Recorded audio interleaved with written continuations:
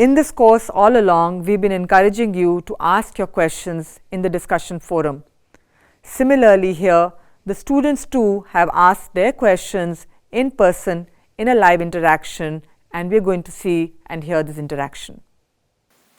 Sir, my question is that what will be your thought process while selecting your frames? Like a single thing can be represented in different ways through different frames. Like what will be your thought during the process?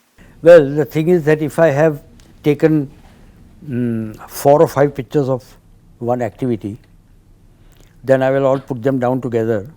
I have to self edit because only one picture will be accepted, So, first of all, technically it should be good, one thing, and then you will look at my photographs. I am going to show you some photographs today, and then the composition which you feel, it is a very personal and subjective thing which you want to show it, how is the light, what you do with it and all that.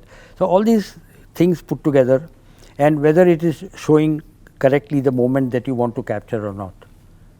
Very often, many times it does not happen, even with me, So, you have to reject and you have to go ahead. See, the one other thing in documentary or in journalism is that what you miss is what you miss. You can't wait over there and say, oh God, I wish I was there. It's finished, you are not there, it didn't happen at that time when you were there, you couldn't do it, so move on quickly before you lose that also. So, you have to be very brutal on your own self. That what I do is that sometimes when I, like today we moved around for an hour in the markets and everything like that, and we all sat down to have coffee, and before the coffee came I deleted about 25 pictures, which I thought, and it comes with practice. You see, I have been doing that for so many years, so it comes with practice also, and you guys are just starting. While taking the frame, it can be conveyed in different way. Maybe like if you shoot from one angle, it may be showing a different story. If it's the other angle, it may be the other person's story. So how you choose between those? No, I mean if there is one person, then it is only your story. Whichever angle you take, it is your story. But for example, say somebody is making chapatis. I am not saying cooking rice, because rice cooking is just boiling by itself, but when you make a chapati, there is things happening around you, So, there is the belan, and there is the flour, and there is the white flour that and this action is there, then they have to pick it up, they have to do this, put it on the tawa, and then the tawa gets hot, and then you take it off the tawa.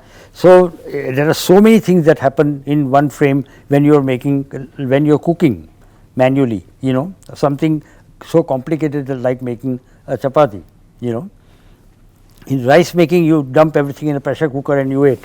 So, the photo story is not there, but in this it is there, or when you are chopping vegetables and how you are doing it and all.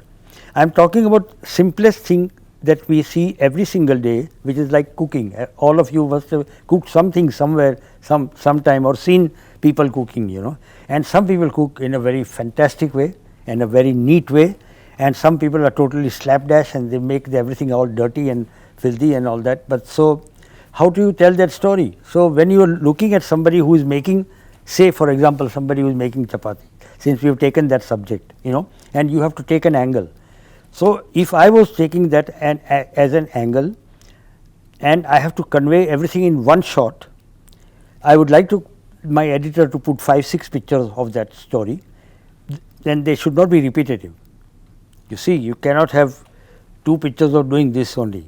Only one of the absolute correct moment picture has to be this, and one of the making of the ball, one of the putting it into the tawa, and one of taking it out, But if I would want to do it, I would like to get everything, that her whole paraphernalia together.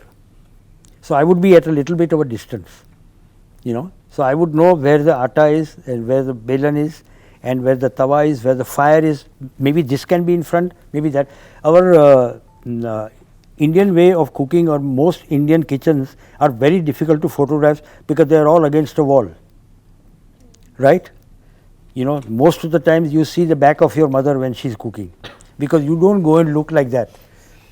when food is being made, but you should go and look like that, you know, or if there is a window that you can shoot from there, because normally we would like to have a I'll tell you why I am talking about cooking. When I was studying cinematography, after studying in Pune and all that, I went to America to study cinematography with a very big master cameraman, and he used to make us do exercises like lighting up, you know. So he made us light up a kitchen, and we were all wondering that why did he make up light up, because it is the most common thing in every house. It is the something that you use every single day, and you don't pay any notice to it unless people who are very interested on their kitchens, you know. So there was a girl who was cutting vegetables and making some stir fried or something like that.